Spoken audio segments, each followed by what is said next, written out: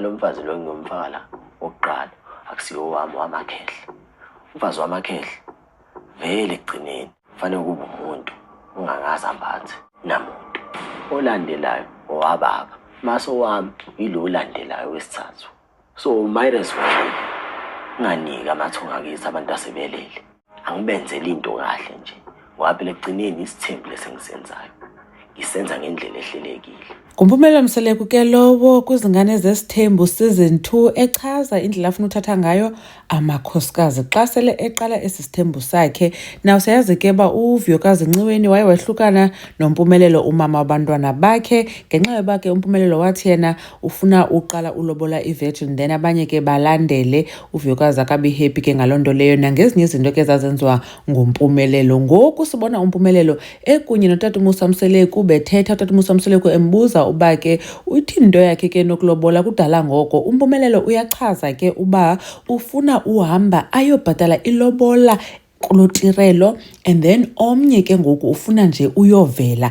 Yashiya ke lonto ebantwini isithi ufuna utshata utirelo kuqala kodwa wayethe kuVuyokazi ufuna uqala ngevirgin ngoba kaloku unkosikazi wakhe oqala umthathela amakhehla, so ufuneka ibe ngumuntu ongekaphathwa ngumuntu, ibe ngumuntu oyivirgin. So utirelo sayazi ke sephethwe kaloku nguye senayo nomntana. Abantu ke babhizi ngokuba kucacile uMpumelelo ngela xesha ebesithi kuVuyokazi ufuna uthatha ivirgin as a first wife ibiyindlela yoba ebefuna uVuyokazi behlukane ngayo, asiba ibiyinyani njengoba nani ke nizivela kule video ndiyidlalileyo apha ekuqaleni kwakutsho kwayena. Kutrailer besibonile uMpumelelo echaza uba zininzi ii-decisions azazithatha. Sabona ke notirelo echaza uba uTata Musa Mseleku ebekhe waya kuye eyomcenga embuza uba kutheni ehlukana noMpumelelo. Watsho wachaza ke uba uMpumelelo ufubene ezifowunini yena uba kukho umntu afuna uyomlobola okanye azayomlobola inoba ke engamxelelanga, and ke ngoku yinto nemhambisayo utirelo cause uyayazi uMpumelelo behleli sithi ufuna isithembu.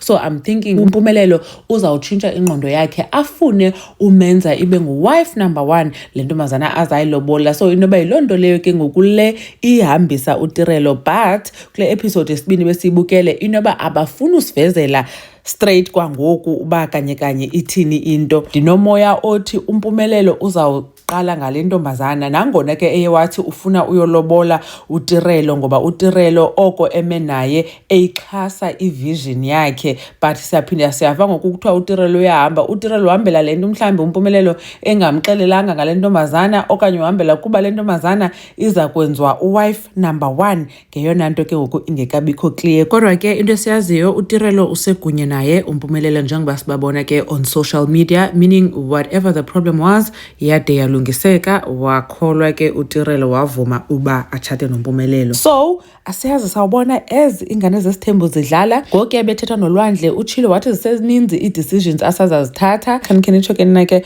uba nicinga ntoni ngayo yonke le nto kaMpumelelo no-wife number 1 no-wife number 2 owakhe yaba ngu-wife number 3. Mamgobhozi uyanibona kwivideo elandelayo. Bye.